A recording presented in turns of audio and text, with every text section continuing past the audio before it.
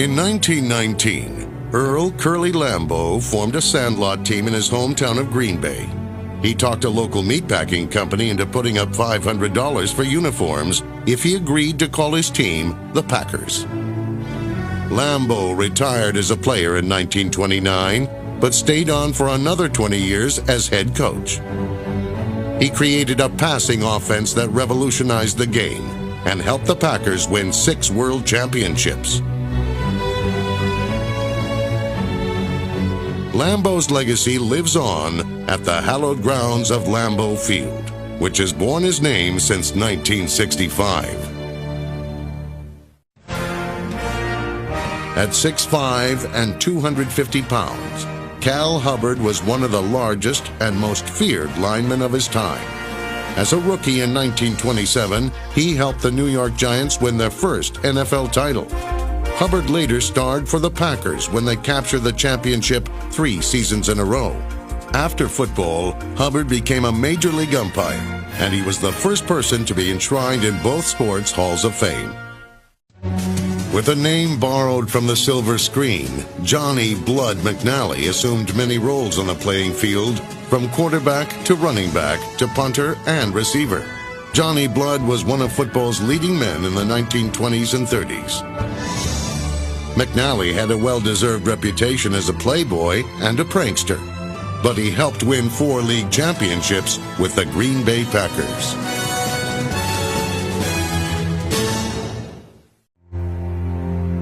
Iron Mike Michalske was pro football's premier guard of the 1930s.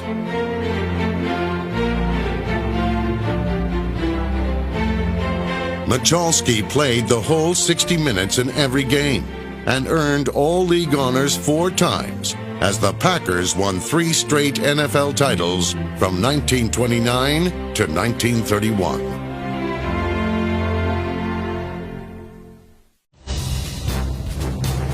The first great Green Bay quarterback, Arnie Herber, was the exceptional long passer for his time. He led the NFL in passing for 3 seasons and guided the Packers to 4 titles in the 1930s, connecting mostly with fellow Hall of Famer Don Hutson. At 30, Herber retired, but came back 4 years later with the New York Giants and led them to the Eastern Conference title. Green Bay fullback Clarke Hinkle was one of the most versatile stars in NFL history. Not only did he hold the NFL rushing record when he retired in 1941, he also played defense, punted, and place-kicked. Hinkle helped the Packers win 3 division titles and 2 league championships. Packer coach Curly Lambeau called the 5'11", 200-pound Hinkle the greatest all-around fullback ever to play in the NFL. When the Packers offered to pay receiver Don Hutson $175 a game, some people wondered if a rookie was worth that kind of money. There was a fellow in Green Bay that had a radio network. This was before television. And this time he spent his entire 30-minute program telling what a lousy deal he made in signing Don Hutson. And on the first play, I caught a pass for 80 yards for a touchdown, and that was the last we heard about this guy on the radio for a while. By the time he retired, Hutson held 18 NFL records, and his 99 career touchdowns stood as a record for 44 years. I think Don Hutson's legacy is that he will always and should always remain the receiver to compare other receivers to, because when he did what he did, no one else was even close. In 1949, Tony Canadeo became the 3rd back in NFL history to rush for over 1,000 yards in a season. Nicknamed the Gray Ghost of Gonzaga, Canadeo possessed an inordinate amount of courage and determination. Although his play was interrupted by World War II, the fiery halfback came back in 1946 and finished his career averaging 75 total yards per game. Pro Bowler and All-Pro. Green Bay Packers defensive back Bobby Dillon overcame long odds to become a Pro Football Hall of Famer. Bobby Dillon was a deep safety with one eye. They picked on him, and he'd end up with most of the interceptions for the year. Dillon lost his left eye as a child, played with a glass eye, and would still go on to hold the Packers' all-time record for interceptions. In the shadows of great teams stand men like center Jim Ringo, the anchor of championship Packer teams in 1961 and 62. Number 51 weighed just 230 pounds. But what he lacked in size, Ringo made up for in quickness and intelligence. An Iron Man who played in a then-record 182 consecutive games, Ringo was a force who inspired the Packers to greatness. Bart Starr attempted 294 passes without an interception, a record that stood for 26 years. The MVP of Super Bowls I and II, Starr's consistency made him a Hall of Famer. One of my favorite quotes is from William Jennings Bryan. He said that destiny is not a matter of chance. It's a matter of choice. It is not something to be wished for. It is something to be attained. And attain it he did in his one-yard sneak in the 1967 Ice Bowl. If Hall of Famer Paul Hornung could start a team with any of the game's greats, his first choice would be obvious. Let's say if you go back to the Hall of Fame tonight, all by yourself. Well, you know how to Wait a pick. second, wait, yeah. I pick myself. No, I'm telling you, what is you don't know the question. You're the captain. You're the captain of the team. Can't pick myself. I average 14.7 points a game. Whoever did that? It's hard to argue with Hornung's logic, for no player may have done so many things so well. With the Packers, Hornung played quarterback and fullback before settling in at halfback, where he was equally dangerous as a ball carrier and receiver out of the backfield. Hornung also did the place kicking and led the league in scoring 3 straight seasons. In 1960, he totaled an NFL record 176 points. It is a career resume that makes Paul Hornung a worthy number 1 pick for any team, even his own. A bruising runner, Jim Taylor battered his way to 5 consecutive 1,000-yard seasons in the 1960s. A member of the great Green Bay Packer teams coached by Vince Lombardi, Taylor teamed with Paul Hornung to form one of the most dynamic backfields in NFL history. On tough yardage situations, Taylor was the Packers' go-to guy. He was the symbol of power in the Packers' offense. Taylor was respected by the league's coaches and players, but he played in the shadows of another great fullback, Jim Brown.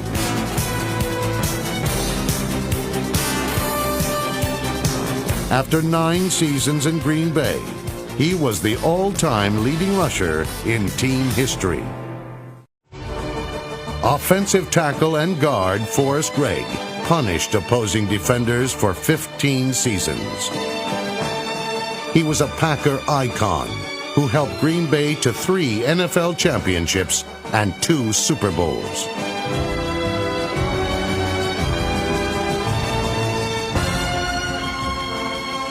Legendary coach Vince Lombardi simply stated, "Forrest Gregg is the finest player I ever coached."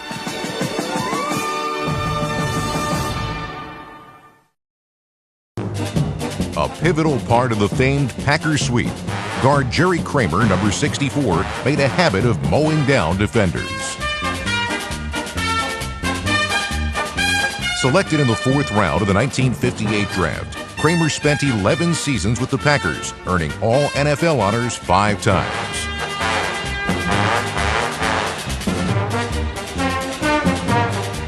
In the 1967 NFL Championship game, he threw one of the greatest blocks in NFL history. Takes the snap. He's got the quarterback taken. And the Green Bay Packers are going to be NFL champions. At 6'3" and 235 pounds, Ray Nitschke was an imposing figure who patrolled the Green Bay defense like a night watchman. Ray Nitschke wanted to be a complete football player. He not only wanted to play the run real well, but he wanted to play the pass. He wanted to be a total defensive football player.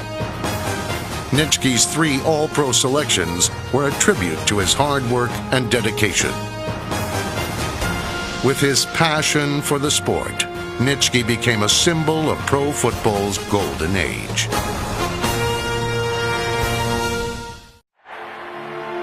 Vince Lombardi is a name synonymous with pro football. What we're trying to get is a seal here and a seal here and try to run this play in the alley. In the 1960s, he built the Green Bay Packers into one of the game's most celebrated dynasties. His teams won the first 2 Super Bowls, and after his death in 1970, the championship trophy was named in his honor. The standard he set in leadership and sportsmanship still inspires the coaches and players of the National Football League. Known for his gentle nature off the field and toughness on it, Henry Jordan was a fixture on Green Bay teams that dominated pro football in the 1960s. A defensive tackle who specialized in pressuring the quarterback, number 74 helped lead the Packers to 5 NFL championships, including victories in the first 2 Super Bowls. Defensive end Willie Davis was the anchor on a Green Bay line that dominated the NFL in the 1960s. At 6'3" and 245 pounds, Davis combined power, speed, and agility through 5 All-Pro seasons. The consummate team player, Davis never missed a game in his 12-year career. He captained the Packers team that won 5 NFL championships, including the first 2 Super Bowls. A college quarterback deemed too small to play in the pros, Willie Wood was switched to defense as a rookie in Green Bay. Wood intercepted 48 passes in his career, including one in the first Super Bowl. Wood's big play keyed the Packers' victory and solidified 24's place among the NFL's elite.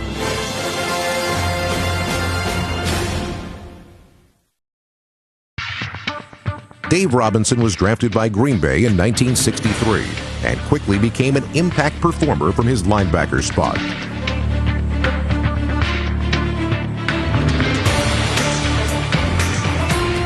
As part of arguably the greatest dynasty in pro football history, Robinson helped Lombardi's Packers win 3 NFL championships and the first 2 Super Bowls.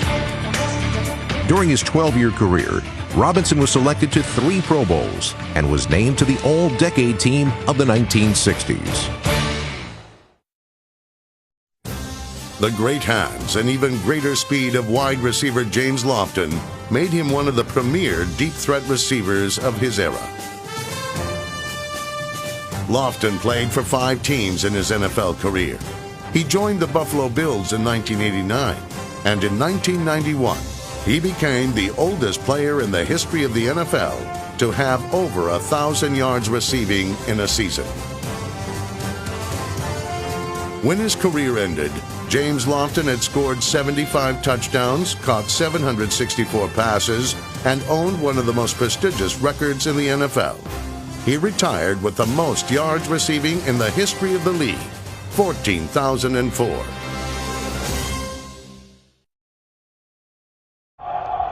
He throws it away into the end zone.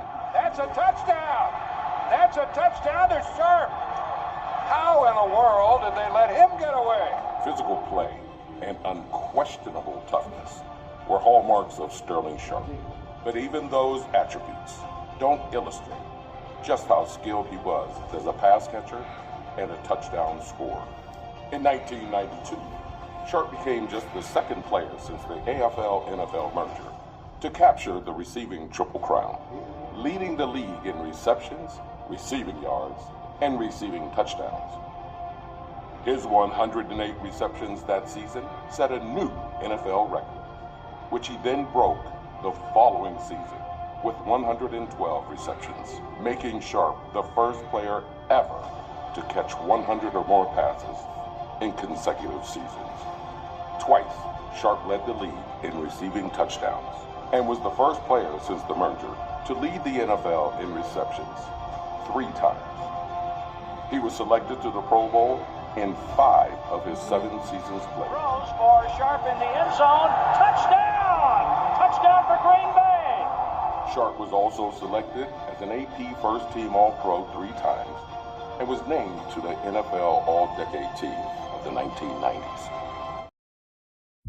A second-round pick of the Packers in 1990, safety Leroy Butler brought hard hits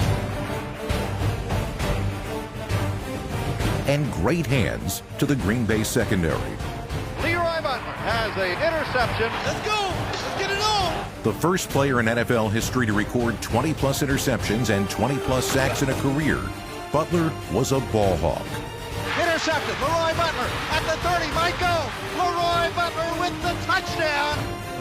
A Super Bowl champion, Butler was a member of the NFL's All-Decade Team of the 1990s and named All-Pro 4 times.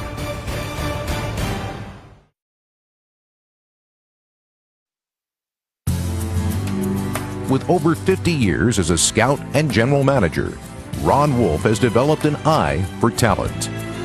It's not neither scientific nor accurate. It's a crapshoot, and that's kind of the way the evaluation process is. You never really know what you have till that player goes on your particular field in your uniform, running your plays. To the Green Bay Packers, well done. To the fans of Green Bay, this is yours as much as it is ours, and we thank you very much for that.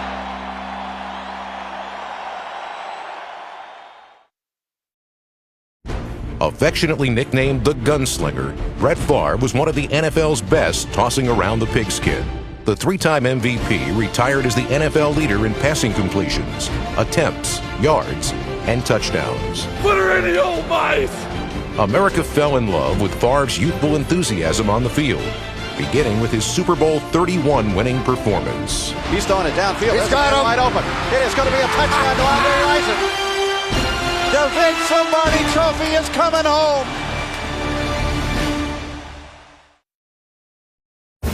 In 1984, Reggie White was selected 4th overall by the Philadelphia Eagles after playing 2 seasons for the Memphis Showboats of the USFL. In 15 NFL seasons, White recorded 198 sacks with the Eagles, Packers, and Panthers. Although all of his records may eventually be eclipsed, the impact that Reggie White made on the game of football will never be forgotten. I ain't choose football. Football chose me. Selected 4th overall out of Michigan by the Raiders in 1998, Charles Woodson's impact was immediate. The NFL Defensive Rookie of the Year, Woodson earned the first of 9 Pro Bowls that season, setting the stage for a remarkable 18-year career. Back to pass, throws, ball intercepted by Woodson. Playing for both the Raiders and Packers, Woodson intercepted 65 passes, the 5th most in NFL history at the time of his retirement. The 2009 NFL Defensive Player of the Year, Woodson became the first player in NFL history to record 50 interceptions and 20 sacks, and his 13 defensive touchdowns have him tied for the NFL record.